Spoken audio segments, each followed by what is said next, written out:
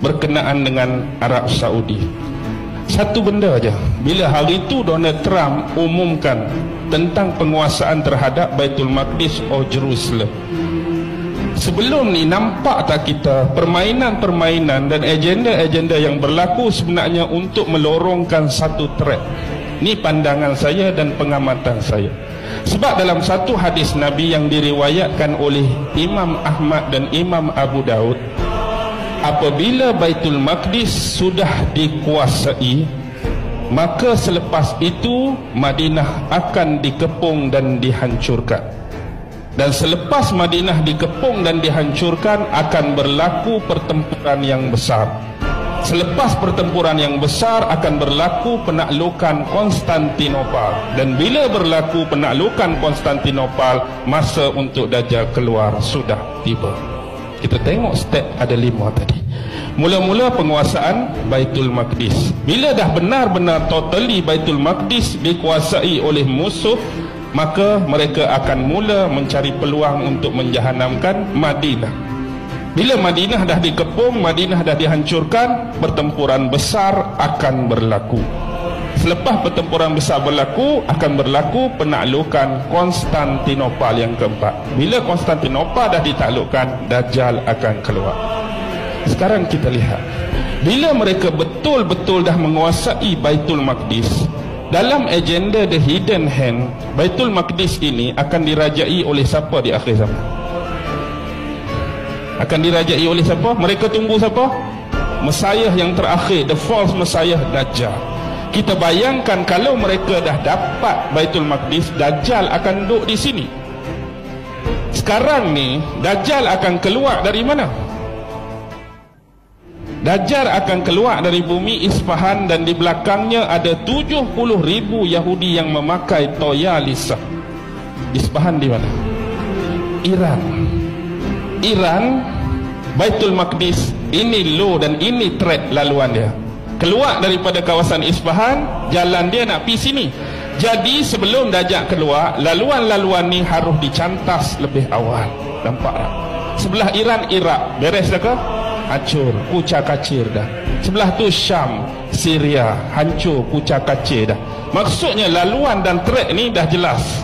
Tapi satu benda terhalang, Arab Saudi, di dalamnya ada Mekah dan Madinah.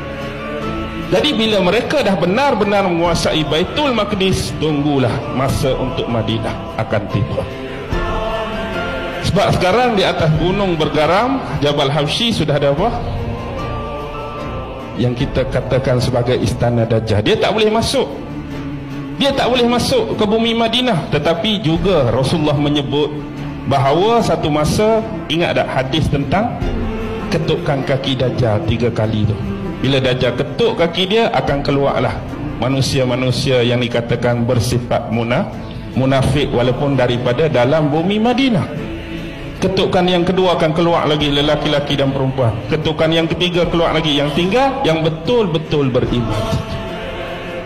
Walaupun kita rasa safe di situ, selamat di situ, tapi kalau yang kita tu ada bermasalah, kita juga akan terkeluar dan menjadi pengikut-pengikut Dajjal.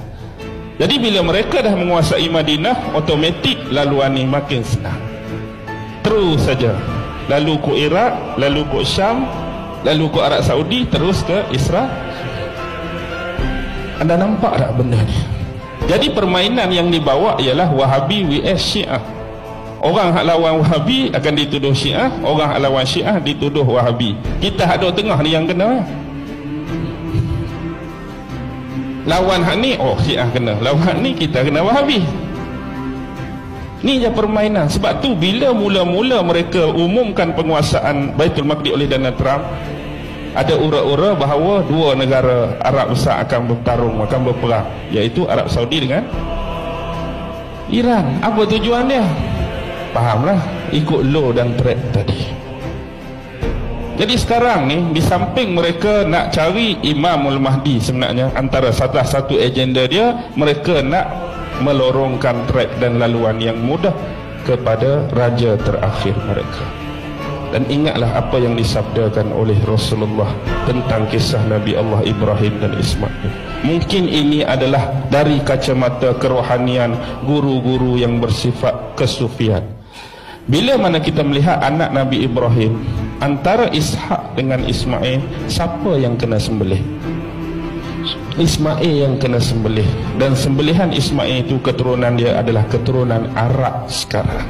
Dan kita lihat keturunan mana yang sedang disembelih dan dibunuh dengan sewenang-wenangnya sekarang untuk menjayakan misi ini. Ini adalah clue yang cukup penting.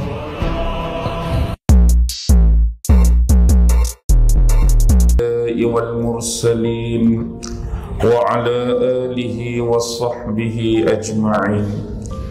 Subhanaka la ilma lana illa ma 'allamtana innaka antal alimul hakim. Qala rabbi shrah li sadri wa yassir li amri wahlul 'uqdatam min lisani yafqahu qawli. Allahumma yassir wa la tu'assir, Allahumma yassir wa la tu'assir, Allahumma yassir wa la tu'assir. Allahumma salli ala sayyidina Muhammad wa ala alihi wa sahbihi wa sallam. Allahumma salli ala sayyidina Muhammad wa ala alihi wa sahbihi wa sallam. Allahumma salli ala sayyidina Muhammad wa ala alihi wa sahbihi wa sallam. Amma ba'd. Tuan-tuan, puan-puan, hadirin hadirat, muslimin muslimat yang dirahmati sekalian, tujuan kita berada pada pagi ini ialah sama-sama untuk mengambil iktibar dan mengambil pelajaran daripada sirah Nabi Muhammad sallallahu alaihi wasallam. Sebelum kita terus ke pangkal persoalan dan tajuk mengenai konspirasi, suka saya membacakan firman Allah Subhanahu wa taala di dalam surah Al-Anfal merujuk ayat yang ke-30. A'udzu billahi minasyaitonir rajim.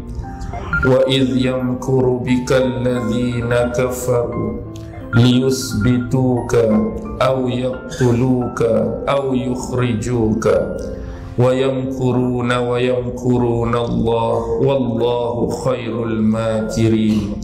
Al-Anfal ayat yang ke-30. Dan ingatlah peristiwa ketika mana musuh-musuh Allah, yaitu kafir-kafir Quraisy, mereka merancang, mereka beragenda, mereka berkonspirasi ke atasmu wahai Muhammad. Liyusbituka, apa perancangan dan agenda yang mereka nak buat? Apa yang mereka nak konspirasikan ke atas diri Nabi Muhammad sallallahu alaihi wasallam? Liyusbituka, sama ada mereka akan mengikat dan menangkap kamu. Bahkan kalimah ataupun lafaz al-isbat jauh lebih daripada makna ikat, jauh lebih daripada makna tangkap, bahkan sampai kepada makna memenjarakan. Au yaqtuluka, sama ada mereka akan menamatkan riwayat kamu, mereka akan bunuh kamu wahai Muhammad. Au yukhrijuka, ataupun mereka akan menghalau dan mengusir kamu, merujuk kepada usir Nabi daripada bumi Mekah, tanah tempat tumpah kelahiran Nabi. Wa yamkuruna Allah, mereka melakukan agenda dan konspirasi mereka, tetapi Allah juga mempunyai agenda dan perancangannya yang tersendiri. Wallahu khairul makirin, dan Allah lah sebaik-baik perancang, sebaik-baik yang mengatur segala sesuatu. Tuan-tuan dan puan-puan, ayat Al-Anfal 30 sebenarnya mempunyai pemaknaan yang cukup besar untuk kita ambil pelajaran dan iktibar serta kita bawa ke zaman kita. Sebelum kita huraikan benda ni dengan lebih lanjut dan lebih detail, suka saya mengembalikan keadaan paling awal sewaktu Rasulullah berhijrah secara jahar. Rasulullah memulakan dakwah Rasulullah ini selepas hampir 3 tahun secara bersembunyi, hidden, tak ada orang tahu. Tiba-tiba 3 tahun selepas itu Allah memerintahkan Rasulullah supaya menyebar luaskan dakwah ini secara terbuka, secara jahar. Maka dimulakan oleh Rasulullah untuk menyebarkan dakwah Islam. Secara umum kita mengetahui bahawa golongan-golongan elit, golongan-golongan bangsawan yang mempunyai kedudukan, jawatan dan nama, bahagian besar mereka menolak dan menafikan dakwah Nabi.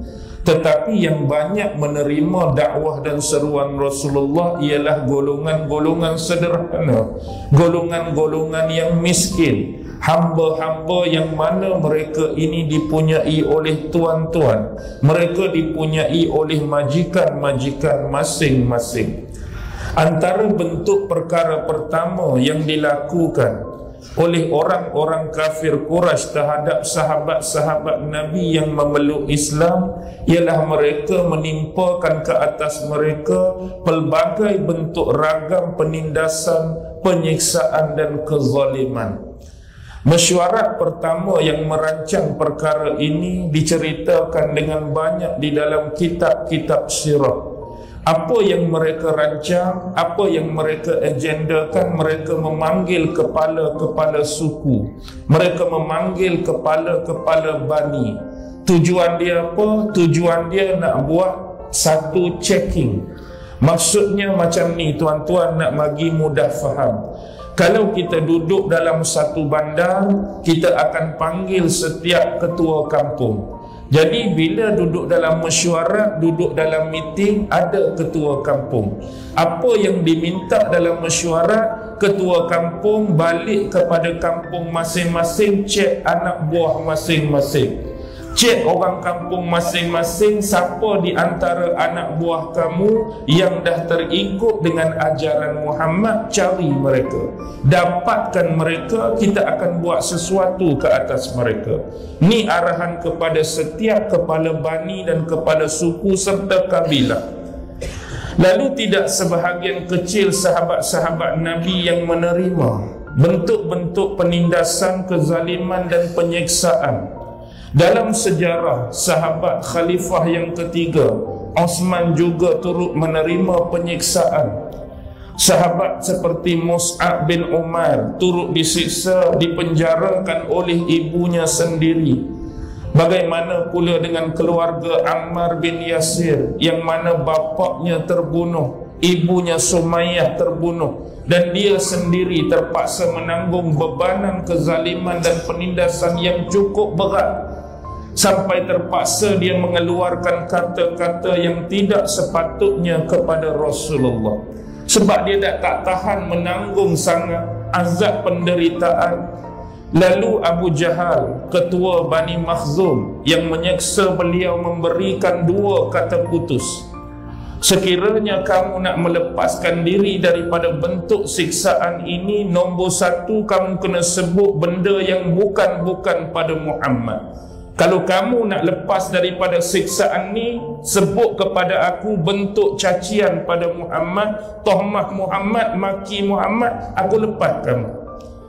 Kalau tak mau yang pertama, yang kedua, kamu kena muliakan berhala-berhala kami. Kamu kena sebut benda yang elok dan cantik pada berhala Lata. Kamu kena sebut benda-benda yang bagus pada berhala Manata, berhala Uzza.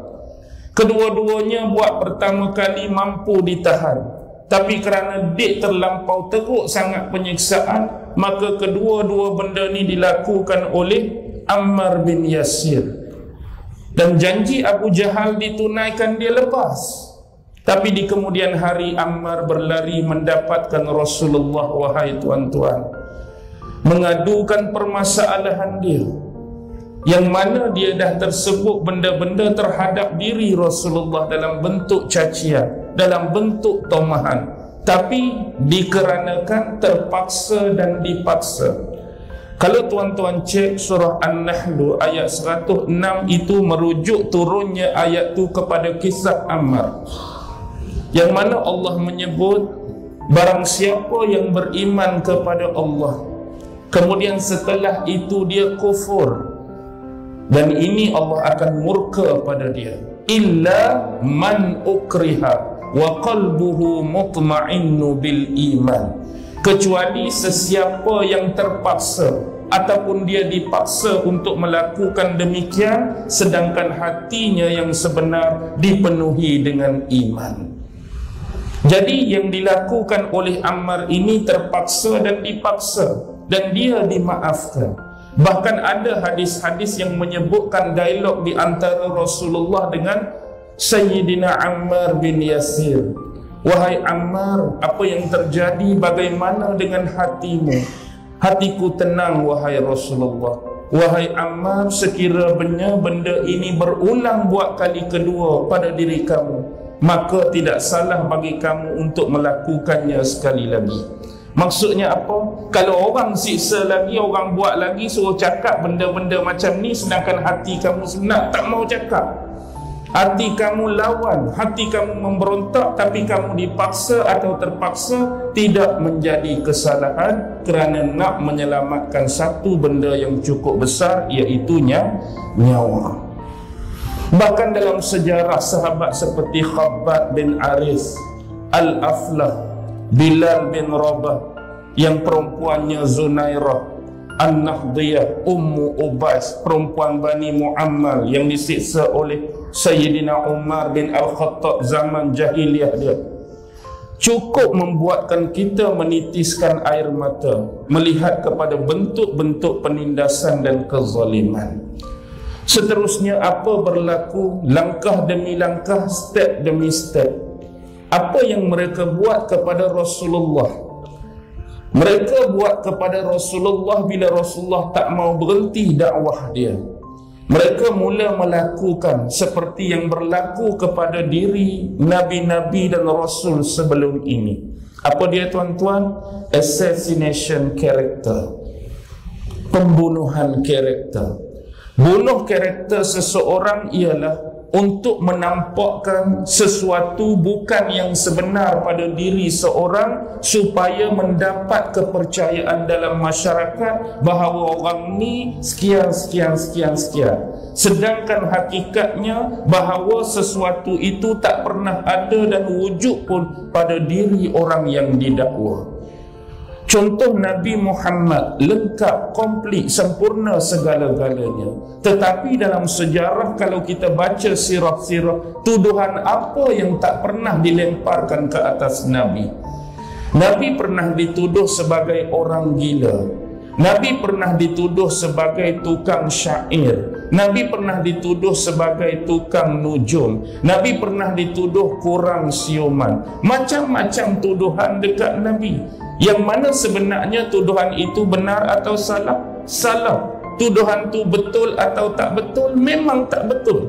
Semua benda tu tak ada pada Nabi. Tetapi kenapa disebut, diwujud dan diada-adakan? Nak mematikan karakter Nabi, supaya bila diadakan benda demikian orang percaya, yang menyebabkan orang menjauhkan diri daripada Nabi. Orang tak mau dengar perkataan dan dakwah Nabi selepas daripada ni.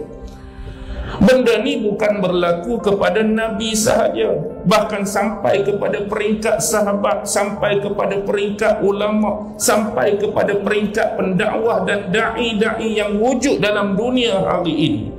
Kalau ada orang dengki, kalau ada orang tak suka, kalau ada orang nak buat sesuatu pada dia, maka benda-benda ni berlaku walaupun tuduhan tidak seteruk yang pernah dilemparkan ke atas Rasulullah.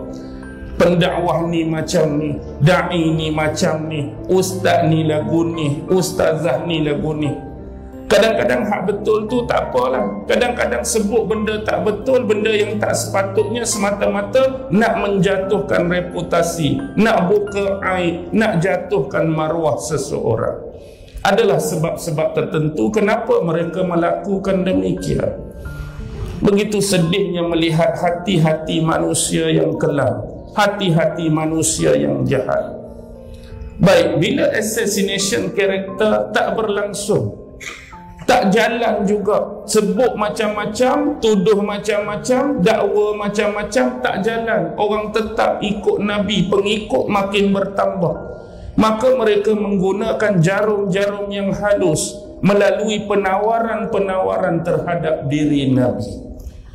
Pergi jumpa dekat Nabi, tawarkan harta. Jumpa Nabi, tawarkan jawatan. Jumpa Nabi, tawarkan pangkat. Jumpa Nabi, tawarkan wanita. Macam-macam tawaran yang nak diberikan pada Nabi, dengan syarat Nabi berhenti. Stop you punya dakwah. Tapi Nabi terima atau tidak? Nabi tak pernah menerimanya. Soal pangkat bukan pilihan Nabi, wanita bukan pilihan Nabi, harta kekayaan bukan pilihan Nabi, kemasyhuran dan populariti bukan pilihan Nabi. Akhirnya kerana terdesak mereka menemui siapa? Bapa saudara Nabi Abu Talib.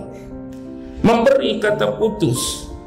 Dua perkara, sama ada kamu sendiri wahai Abu Talib yang menasihatkan anak saudara kamu Muhammad untuk stop dia punya dakwah, atau kamu lepaskan untuk kami sendiri berhadapan dengan dia.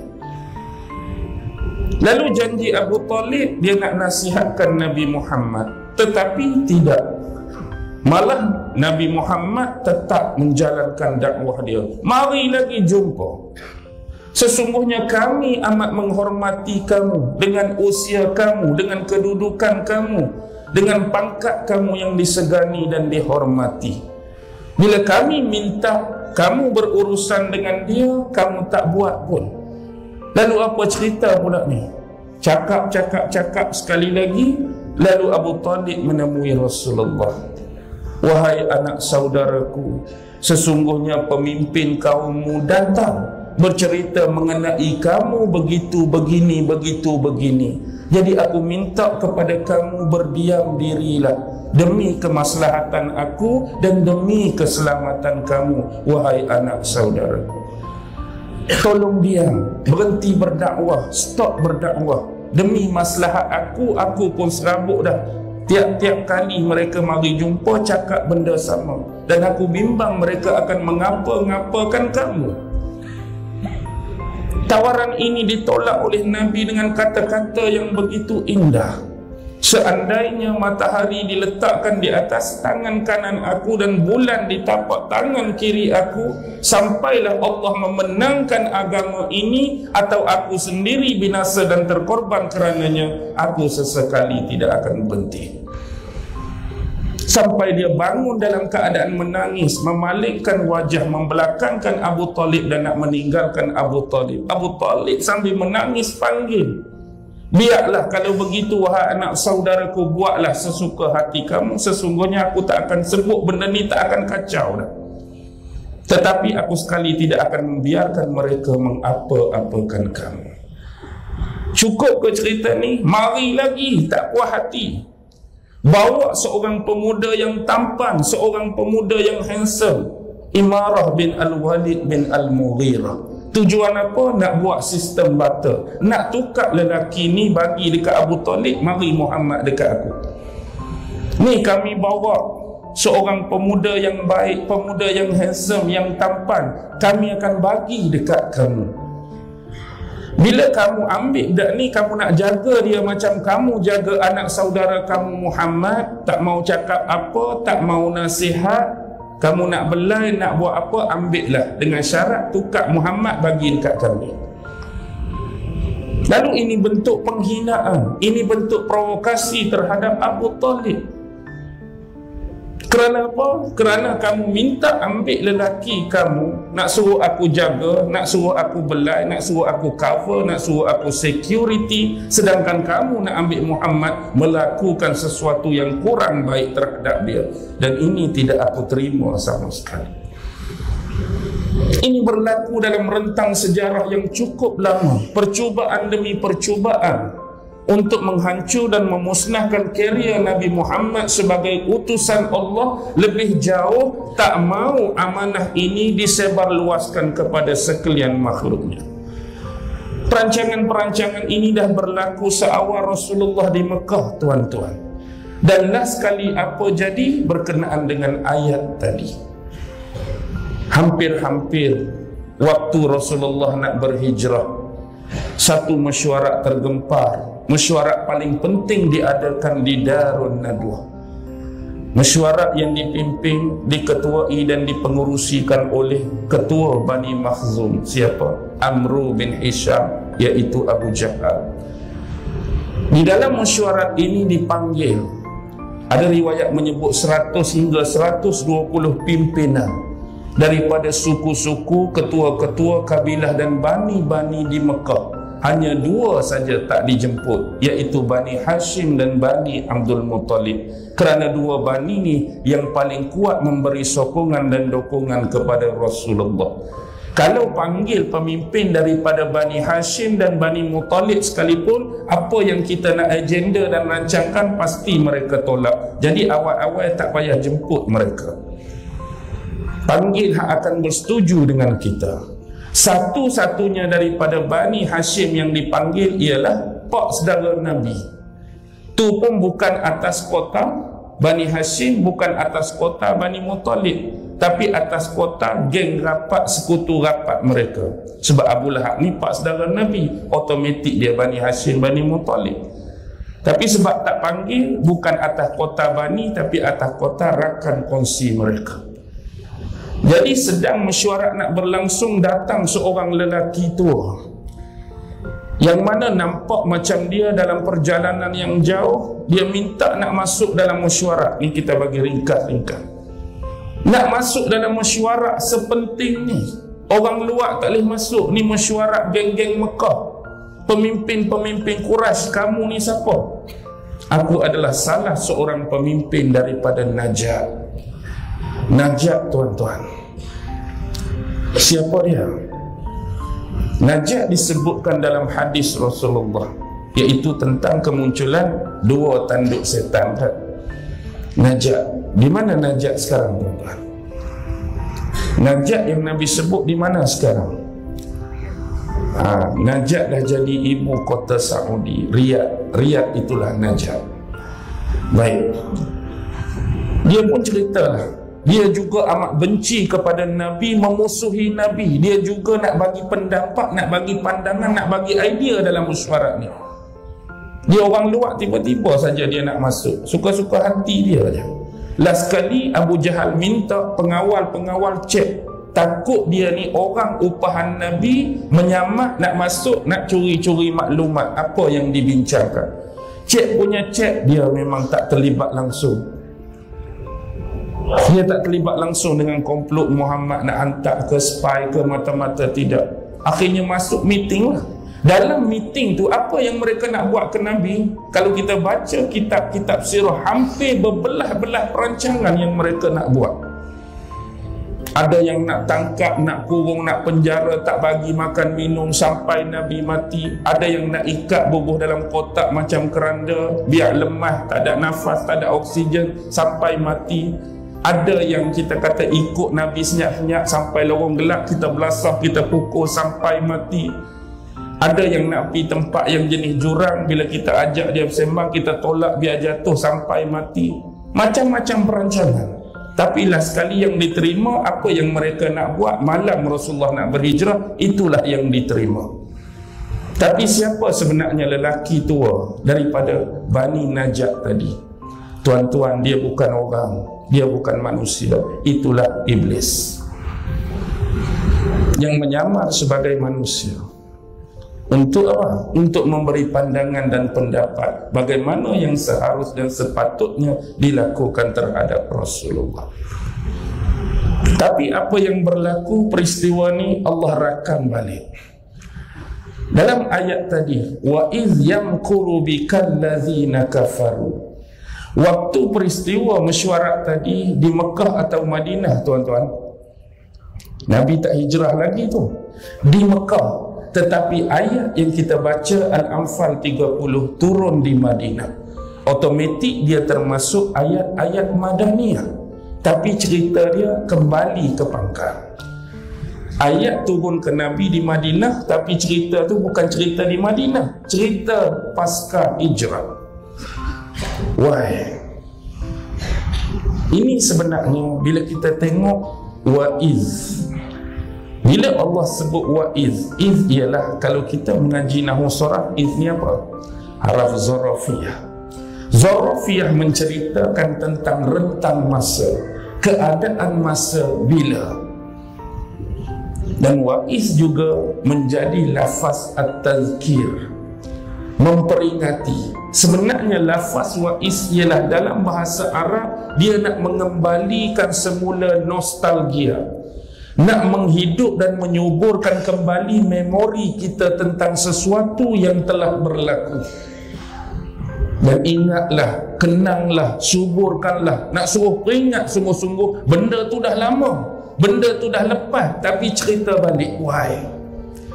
Yamkuru bikal ladzina kafaru, ketika mana orang-orang kafir Quraisy beragenda, merancang dan berkonspirasi terhadap kamu wahai Muhammad.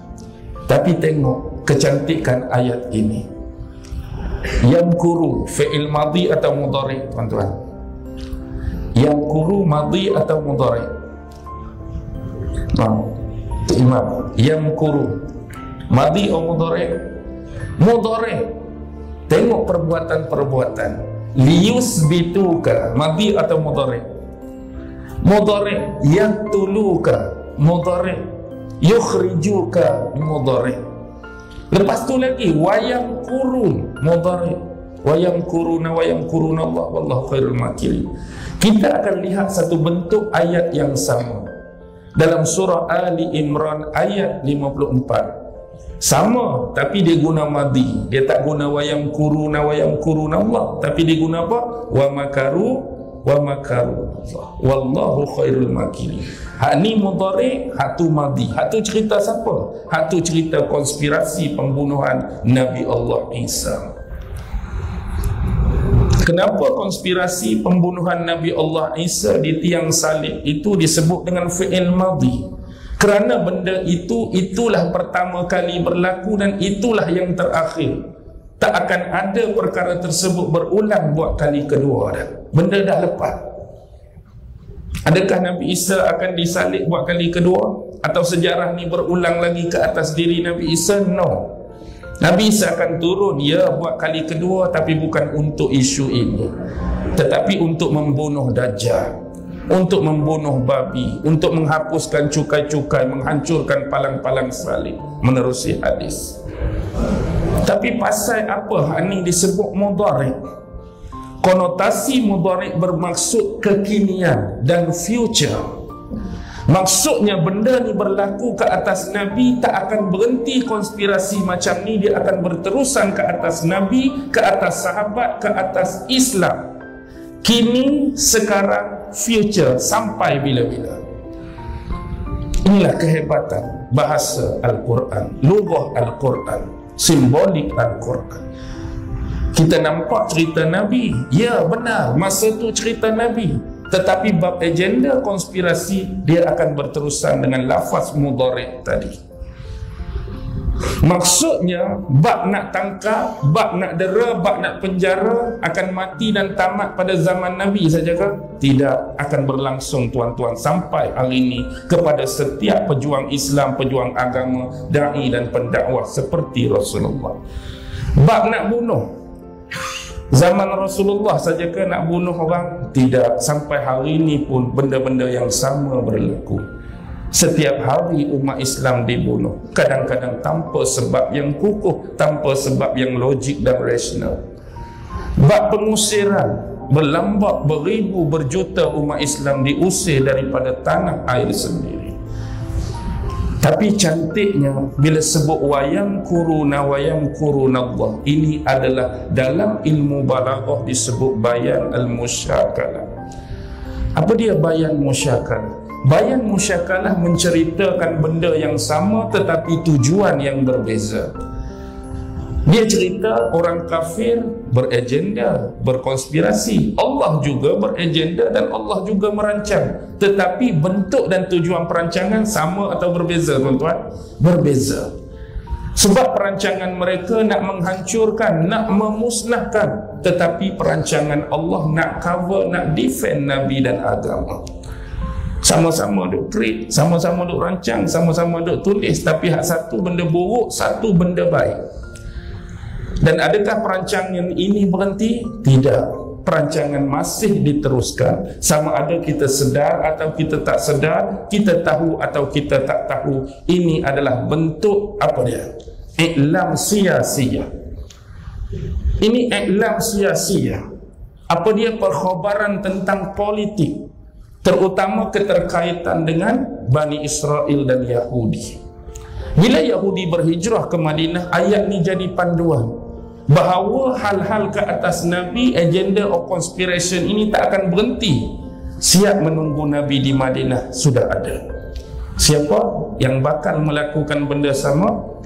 Orang-orang Yahudi, Bani Nadir, Bani Quraizah, Bani Qainuqa. Dan wujudnya golongan-golongan munafik. Yang ni sokong Nabi ke lawan Nabi? Munafik ni lawan Nabi. Nabi terpaksa pula berhadapan dengan agenda dan konspirasi baru golongan-golongan Yahudi dan kaum munafikin. Itu belum lagi gerakan-gerakan yang bersifat underground. Seawal Nabi nak membangunkan ekonomi di Madinah, Nabi pernah menghantar surat melalui Sayyidina Abu Bakar untuk meminta bantuan keuangan dengan tokoh Yahudi semata-mata nak memajukan ekonomi sahabat-sahabat Muhajirin dan Ansar. Bertemu dengan tokoh mereka Fanhash. Akhirnya mereka menyindir Rasulullah. Mereka sindir Rasulullah. Bukankah Tuhan kamu Tuhan yang maha besar, Tuhan yang maha kaya? Kenapa datang sini minta nak berhutang dengan kami? Sakit hati tak ayat macam ni? Nabi hantar Abu Bakar bawa surat nak minta bantuan kewangan. Kan kita baru sampai tak kukuh lagi dengan kewangan tadi, nak majukan ekonomi, pi nak minta berhutang, pi nak minta bantuan. Dia cakap, kan kamu cakap Allah maha besar, Allah maha kaya, pasal apa tak minta dengan dia? Mantap juga dengan kami. Ayat tu ayat sindir, pedih. Tapi adab yang diajarkan kepada Abu Bakar dua benda sebelum berhadapan dengan situasi seperti ini. Jangan sesekali kamu bersikap kasar terhadap mereka, dan bersabarlah dengan apa yang dia lakukan terhadap kamu. Kalau kita tak ada sabar dah orang cakap macam ni. Tapi itulah adab yang Nabi ajar. Kenapa? Yahudi tak mau bagi bantuan sebab mereka sedang dominasi ekonomi.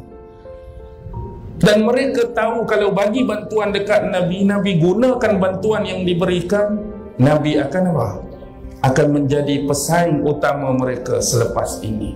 Dan mereka tak akan dapat lagi menguasai secara sepenuhnya ekonomi orang-orang di Madinah. Dan begitulah Yahudi. Seawal zaman di Madinah, mereka dah kuasai iktisadiyah. Sampai hari ini di mana-mana tempat pun mereka akan menguasai tiga benda, tuan-tuan. Pertama apa? Ekonomi, iktisad. Yang kedua apa, tuan-tuan? Al-i'lam, media, informasi mainstream. Yang ketiga apa dia, tuan-tuan? Siasi, politik. Siapa, sesiapa pun, walau bukan tempat dia bumi itu, dia boleh pegang politik tempat tu, dia boleh pegang ekonomi tempat tu, dia boleh pegang media tempat tu, seolah-olah dia dah berkuasa, walaupun dia bukan orang situ pun.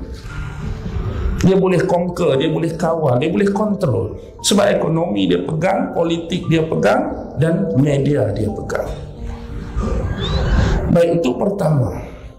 Yang kedua, mereka melakukan provokasi. Apa provokasi yang mereka buat? Datang seorang ahli syair mereka yang hebat. Waktu tu Rasulullah dengan sahabat Muhajirin di tempat lain. Mereka datang jumpa sahabat Ansar. Sahabat Ansar ramai-ramai ni bila mari kawan ni duk ratik balik. Apa yang dia ratik? Dia baca syair tentang perang yang pernah berlangsung antara Aus dengan Khazraj dulu. Tu dulu.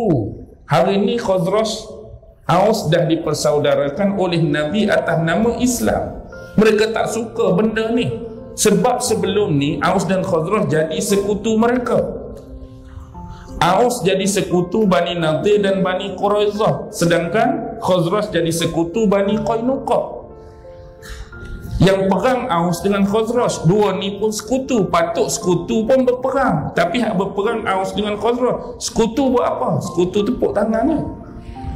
Tak cukup pedang, ambil pedang. Tak cukup lembing, ambil lembing. Hak bergaduh siapa? Aus dengan Khazraj. Dia sekutu patut sekali bedai, sekali bertumbuk, sekali menyepak. Dah. Dia sama-sama nak tunggu kehancuran dua kumpulan ni lah. Semakin berpecah, mereka akan lemah. Semakin orang lemah, semakin kita dapat kuasai mereka. Tapi bila mari Rasulullah, hak duk bergaduh elok-elok, bersatu, leceh betul. Muhammad mari tak ada dah. Jadi mereka tak ada peluang dah. Nak jadi batu api, nak memecah belahkan kesatuan yang ada. Jadi sebab Muhammad dah menyatukan, mari kawan ni buat provokasi. Dia baca syair-syair. Orang Arab ni tak boleh lah syair-syair jenis perang ni naik semangat, remang bulu roma. Bila belah ni Aus, belah ni Khazraj, walaupun dah bersaudara, kawan ni dia baca syair, Tok Hang dulu cabut pedang, cantah kepala Tok Hang tumbuk kepala Tok Hang berani. Semangat balik cerita lagu ni. Ada yang dah tarik pedang nak cabut daripada sarung, sampai seorang sahabat report dekat Nabi mari. Kawan tu lari, Nabi mari dah, provokator tu. Dia masa tu ya. Lepas tu bila orang bergaduh betul-betul, dia lari. Dia jenis ambil batu, lempar, sembunyi tangan. Aku tak tahu. Nabi mari peringat balik. Tak sedar ke? Kamu ingat kat zaman jahiliah kamu duk bergaduh buat macam-macam. Allah dah memuliakan kamu dengan Islam, mempersaudarakan kamu. Lalu mereka menyesal, berpelukan, menangis. Sebab mereka dah tersilap langkah. Kalau Nabi tak mai tadi, mungkin boleh jadi sesuatu perkara yang buruk. Bahkan lebih jauh, golongan munafikin menyamar jadi orang Islam. Bila menyamar jadi orang Islam, kena semayang ke tak kena semayang tu? Kita bukan orang Islam tapi menyamar saja. Bila orang Islam semayang, takkan kita tak semayang. Nampak sangat menyamarnya. Jadi bila menyamar, kena semayang. Kena semayang pula jemaah, duduk belakang Nabi. Agak-agak boleh tahan ke tuan-tuan 5 kali sehari, terutama semayang subuh. Kita ni jenis menyamar. Hak orang tak menyamar pun payah mari subuh, apatah lagi hak menyamar. Betul tak? Kita hak betul-betul dah, hak tak menyamar subuh memang payah dah. Ni hak menyamar kena mari semayang subuh, lagilah payah. Agak-agak berapa lama boleh tahan? Tak boleh tahan, sekejap je. Lepas tu terbongkar kemunafikan mereka. Sebenarnya mereka tunjuk muka manis, tunjuk baik, tunjuk amal depan sahabat Islam. Balik dia akan cerita macam-macam, dia akan report macam-macam. Ada yang kumpulan tu mereka masuk semata-mata nak duduk dalam majlis Nabi di samping sahabat. Nabi cerita macam ni, Nabi bagi maklumat ni, Nabi informasi ni. Dia pernah ambil benda-benda tu, balik dekat ketua-ketua mereka. Muhammad cerita apa hari ni, Muhammad bagi informasi apa hari ni, Muhammad cakap apa hari ni, apa benda yang kita boleh dapat Muhammad cerita hari ni. Mereka ambil benda-benda tu. Ni underground yang bergerak pada zaman Nabi. Semua ni tuan-tuan, kalau kita baca sirah secara biasa, dia tak ada makna. Bagi kita benda ni dah lepas. Ni zaman Nabi ni. Tapi tuan-tuan ingat, Quran baik, hadis baik, sirah Nabi Muhammad tetap segar dalam bentuk konotasi mudhari tadi. Dia panduan, dia jelas, benda yang sama masih berlaku, cuma pelaku dia berbeza. Kalau dulu kafe-kafe Quraisy, kalau dulu penyembah-penyembah berhala, kalau dulu musyrikun, kalau dulu Yahudi, kalau dulu munafik, kalau dulu geng underground, benda yang sama. Hari ni ada buat kerja pun Yahudi juga, yang duk buat kerja pun Nasara juga, yang duk buat kerja pun etis Al-Ladini juga, yang duk buat kerja mustakbirun, manusia-manusia sombong juga, musyrikun juga, penyembah berhala juga, bahkan lebih jauh mungkin penyembah-penyembah setan dan iblis. Cuma bentuk berbeza. Cuma hari ini saya nak sebut dengan masa yang ada tuan-tuan. Sebelum ni kita dah berbicara di 2-3 tempat tentang serangan pemikiran yang dilancarkan oleh musuh-musuh terhadap Islam, gerakan Islam dan sebagainya. Hari ini saya nak sebut dia punya tahapan yang dipanggil marahil ghazwul fikr. tahap-tahap yang mereka guna untuk lancarkan serangan pemikiran, yang semalam saya tak dan habis nak sebut, waktu dah tamat. Baik, tahapan yang mereka buat berlaku dalam 3 fasa, tuan-tuan. Fasa pertama disebut qablal ihtilal. Apa maksud qablal ihtilal? Sebelum jatuhnya sistem khilafah. Ini bermaksud sebelum sistem khilafah jatuh, dalam masa duduk berlangsungnya sistem khilafah, mereka dah buat kerja nak memastikan Islam tu jatuh, Islam tu mundur, Islam tu berkubur, dengan 3 pattern. Untuk fasa khilafah berlangsung, pertama ialah istishraq. Apa dia? Orientalis. Mereka gunakan orientalis. Yang kedua, at-tanzir, missionary, kristianisasi melalui perang salib dan tentera-tentera Salibai. Bermula 1096 sampai berakhir 1291. Itu dalam sejarah yang dimuktamadkan. Tapi tuan-tuan fikir, adakah tentera-tentera Salibai dah berakhir pada tarikh itu? Adakah tentera-tentera Salibai dah berakhir 1291? Hari ini pun masih berlangsung, tuan-tuan. Yang ketiga, apa dia? Taqti'u awsalid daulah khilafah. Memutuskan hubungan negara-negara yang bernaung di bawah khalifah supaya berlepas diri daripada sistem ini. Contoh, khalifah besar Turki Osmaniyah. Negara-negara di bawah naungan dia tu banyak. Jadi mereka masuk, mereka racun, mereka cucuk supaya negara-negara ini berlepas diri di bawah naungan khalifah. Tak payah duduklah bawah Turki, ani tak payahlah, ani tak payah, suruh masing-masing keluar. Itu peranan awal yang banyak dimainkan oleh Rothschild, yang dimainkan oleh Yahudi, yang dimainkan oleh Danumah. Danumah bahasa Arab yang disebut satu pakatan Secret Society Don Bell. Baik, tu fasa yang pertama. Lepas tu fasa fi marhalatil ihtilal. Saat-saat nak jatuhnya khilafah, apa yang mereka buat? Ini ada 5 pattern. Yang pertama masih kekal, orientalis, tak berhenti lagi. Yang kedua pun kekal, missionary, kristianisasi, tak berhenti lagi. Cuma yang ketiga, bila dah jatuh sistem-sistem khilafah ni, dah orang bercerai berlepas, projek pertama ialah apa yang mereka buat seperti yang berlaku kepada revolusi Perancis. Apa tuan-tuan yang berlaku pada revolusi Perancis? Raja Perancis dijatuhkan. Bila sistem raja dijatuhkan, sistem apa yang naik? Sistem presiden. Raja kita jatuhkan. Bukan belah kita saja nak jatuhkan raja ni, mereka dah lama. Eropah dulu ada raja, tuan-tuan.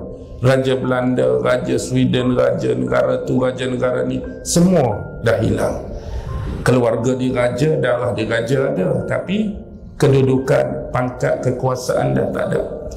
Yang ada presiden. Satu lagi, Fasluddin Anid Daulah. Apa yang berlaku kepada sistem gereja? Dulu kerajaan, sistem raja dengan gereja cukup kuat. Maksudnya raja juga mengawal agama, sama seperti kita pada zaman Melaka, zaman Kedah Tua. Raja yang jaga institusi agama. Ulama-ulama dekat dengan raja, dekat dengan istana. Begitu juga yang berlaku dalam sejarah mereka. Gereja punya hubungan yang kuat dengan seorang raja. Tapi bila raja dijatuhkan, gereja juga sudah dipisahkan peranan dia. Tambah pula bila naiknya geng-geng Martin Luther yang berasaskan Protestan, serang terutama isu surat indulgen, surat pengampunan besar-besaran yang mengarut tu, akhirnya pecah. Satu Katolik, satu Protestan. Yang sebelum ni dah ada Ortodok, dah ada mazhab-mazhab yang lain pun. Tapi bila ni berlaku, sekarang fungsi gereja cuma apa? Kalau kita tengok paling besar pun cuma 3. Orang pi, anak baru beranak, nak pi baptize. Yang kedua, kahwin. Yang ketiga, putus nyawa, mati, bawa keranda pi. Hak lain tak ada orang nak pi dah. Kalau hak taat itulah pi lah setiap kali hari Ahad, Minggu. Tapi hak utama tinggal 3 tu, fungsi tak ada dah. sebagai penasihat kerajaan dalam agama, sebagai penaraja. Sebab apa? Mereka dah pisahkan langsung agama-agama, kerajaan-kerajaan. Agama, urusan agama tak payah kacau. Kami tak kacau rohid, kami tak kacau pedri, kami tak kacau ulama. Buatlah kerja kami, tapi pemerintahan kami jaga. Itu yang mereka buat. Yang ketiga, yang keempat apa? Nashrul qaumiyah, menyebarkan fahaman nasionalisme. Dulu bawah sistem khalifah kita tak ada nasionalisme, semua sama, saudara seagama, tak ada pasport nak pergi mana-mana, terbuka. Itu tanah Islam, kita bebas untuk melangkah, bebas untuk bermusafir. Bila dah pecah-pecah masing-masing, apa jadi? Kita dah dipecahkan dan dikecilkan kuasa kita, dan dinaikkan pemimpin pula yang otak Islam atau otak sebaliknya. Tuan-tuan pun boleh faham. Sebab siapa yang caturkan? Bila Barat dan musuh yang caturkan, adakah mereka akan naikkan pemimpin yang berorientasikan Islami? No. Berlatar belakangkan sekular, sama seperti yang mereka mahu. Bila ini berlaku, maka akan berlakulah pemisahan pemerintahan dan agama, yang akhirnya masing-masing diangkat tema nasionalisme yang taksub dengan semangat kenegaraan, semangat kenegerian, semangat negara masing-masing. Lepas tu diberikan pula bendera-bendera yang berbeza. Dulu sama aja satu. Lah ni aku bendera kala biru ada bintang, hang bendera merah ada bulan, hang ni. Dah jadi masing-masing dah. Kalau jadi apa-apa kami tak ambil tahu dah. Hang punya cerita, kami punya cerita. Dulu kita sama-sama. Dividend rule, pecah perintah, tuan-tuan. Dan ini berlaku hari ini. Lepas tu yang terakhir apa dia? Isqatud daulah, jatuhkan sistem khalifah. Sistem khalifah yang terakhir jatuh bulan Mac 1924 sepenuhnya. Gerakan yang Rothschild, Donme, macam-macam. Sebenarnya mereka dah lama menyusup masuk dalam sistem pentadbiran dan pengurusan pada zaman khilafah Sultan Abdul Hamid II. Mereka menyamar jadi orang Islam. Tengok, hak dulu zaman Nabi munafik menyamar. Mereka menyamar jadi orang Islam, tukar nama. Jadi orang ingat orang Islam duk kerja hari-hari dengan kita, duk senyum hari-hari dengan kita, duk minum kopi hari dengan kita. Rupanya kawan ni buat khianat.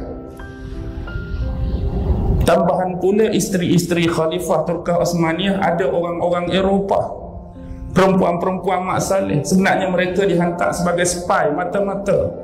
Sebab tu kadang-kadang agenda-agenda sama ada bentuk-bentuk peperangan, banyak maklumat terlepas. Macam mana boleh terlepas? Sebenarnya terlepas melalui isteri-isteri mereka yang sebenarnya bertindak sebagai spy dan mata-mata bagi pihak musuh di barat. Perancangan begitu rapi, tuan-tuan. Sebesar Turki Khalifah Osmaniyah boleh jatuh, dan kita tak nafilah ada bentuk-bentuk kelemahan, kekurangan dan kebocoran dalam sistem pentadbiran, itu biasa. Itu 5. Lepas tu apa jadi? Ma ba'dal ihtilal. Apa yang mereka teruskan agenda selepas kejatuhan sistem khilafah sampai sekarang? Nombor 1, taghyir, perubahan. Apa yang mereka nak rubah? 3 benda mereka nak rubah. Pertama, siasi, sistem politik. Yang kedua, ijtimai, sistem sosial.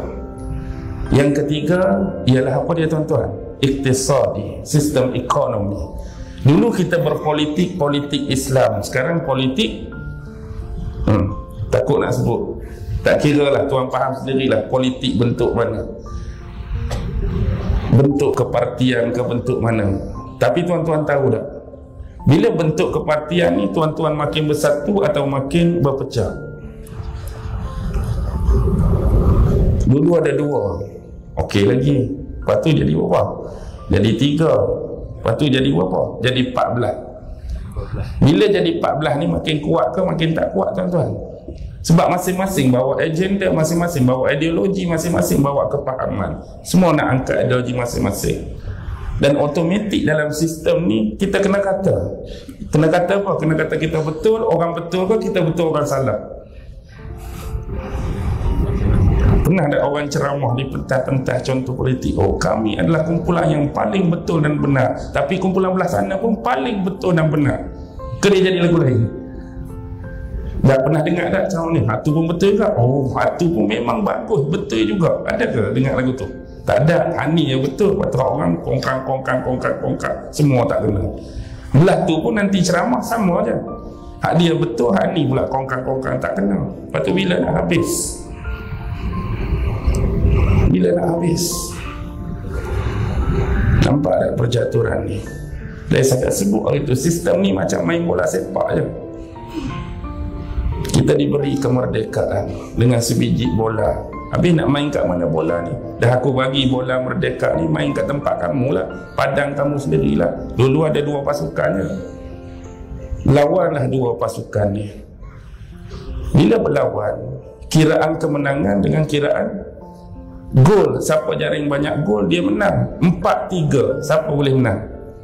4 boleh menang, 3 kalah walaupun jaring juga. Tapi ingat, referee boleh suap ke tak boleh suap? Referee hak jaga tu boleh suap. Penalty, padahal tak kena pun kaki kawan tu.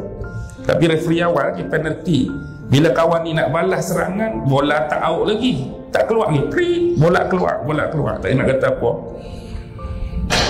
Berjuang banyak mana kita pun 5-3 tetap menang 5. Itulah yang kita duk main. Lepas tu dulu 2 je, tak ada orang lain tu. Nak bagi ramai, nak bagi sedap sikit kita main, sedap sikit kita berlawan, hang buat tim hang. Bagi ramai sikit, ada league sikit lah kali 2-10, 8, 12. Duk main-main tak berhenti. Semata-mata nak apa? Trofi kejuaraan. Tapi dalam liga ni biasalah, kadang-kadang Manchester menang, kadang-kadang tahun depan Chelsea menang dah. Biasalah tu. Tapi hak kuat, hak gagah lama Manchester berapa tahun menang nak dapat kat Chelsea balik. Lepas tu dapat kat Blackburn sat, dapat kat City sat. Biasa tukar-tukar main bola kan. Sama sistem dia. Okey, bila dah pegang macam ni, apa yang akan terhasil? Dia akan membawa kepada taklim, sistem pendidikan. Dia akan bawa kepada iklam, media, informasi, mainstream. Dan dia akan bawa kepada konun. Sistem penggubalan undang-undang juga pasti akan berubah mengikut acuan perubahan tadi. Inilah yang disebut taghrib, pembaratan, westernisasi. Tuan-tuan boleh nampak tak benda-benda ni? Sebenarnya tuan-tuan dah belajar dalam sejarah sistem yang dicatur, sistem yang diatur ini. Dan bila semua ni berlangsung, pasti dia akan menukar satu demi satu. Kalau kita sebut politik, dulu politik Islam, sekarang politik dah jadi macam lain. Kalau dulu ekonomi Islam, hari ini ekonomi macam mana? Riba ada, penipuan ada, hatu ada, ani ada, hatu ada. Sengaja diada-adakan untuk melemahkan umat Islam, untuk menjadikan umat Islam berdosa dengan benda itu. Mereka tak berhenti kaji ayat Quran, mereka tak berhenti kaji hadis Nabi. Dari sudut ekonomi, apa yang menyebabkan manusia akan jadi sengsara? Riba. Bagaimana kita nak create biar masuk sistem riba? Penipuan. Bagaimana kita nak create unsur penipuan masuk dalam muamalah mereka? Benda tak elok, macam mana nak masuk tak elok dalam sistem ni? Senyap-senyap, sembunyi, mereka susupkan masuk. Dan kita ada bermuamalah dengan cara yang mereka hidangkan. Lepas tu bila orang sebut nak kembali kepada Islam, nak buat balik Islam, hoi, kulut, jumuk, kuno lah hang ni. Tengok orang lain dah maju dengan sistem perbankan macam ni. Hang tak mau ikut lah. Ada tak orang macam ni? Ada, tuan-tuan. Lepas tu bila masuk bab lain pula, tarbiyah, dimasukkanlah sukatan-sukatan yang entah apa-apa, level entah apa-apa. Mereka masukkan menerusi jurnal, menerusi penulisan, menerusi penerbitan, menerusi buku, menerusi majalah. Sikit-sikit. Benda sikit-sikit lama-lama jadi bukit. Sama macam sistem media, propaganda media barat. Hari-hari kalau manusia disogokkan dengan cerita bohong, cerita palsu, cerita menipu, hari-hari lama-lama dia jadi apa? Padahal bohong, hari-hari duk masuk benda bohong, hari-hari menipu, dia percaya benda tu.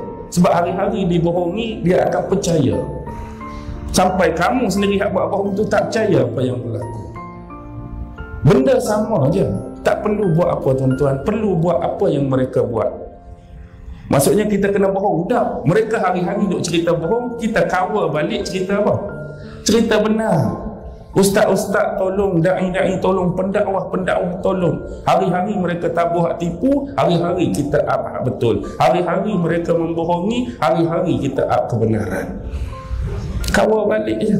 Gunakanlah benda yang sama. Dia guna YouTube, kita guna YouTube. Dia guna media ni, kita guna media ni.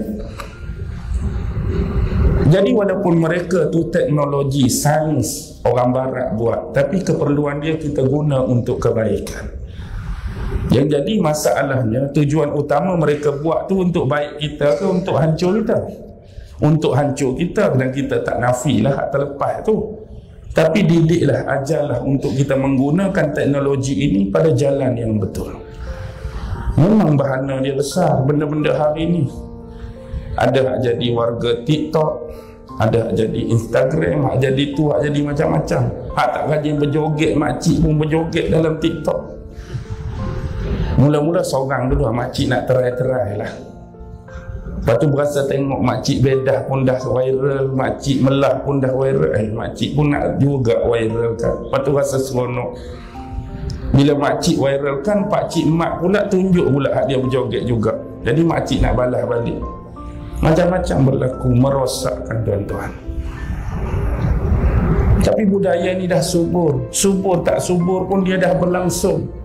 Cuma peringatan kita kata untuk diri kita, jaga anak-anak, jaga ahli keluarga, jaga isteri, jaga adik-beradik, jaga kaum kerabat, saudara mara yang terdekat, supaya kita terhindar daripada bentuk-bentuk fitnah seumpama ini. InsyaAllah di lain masa, di lain ketika, mohonlah kepada Allah supaya kita diberi usia dan umur yang panjang, kesihatan tubuh badan yang baik, keteguhan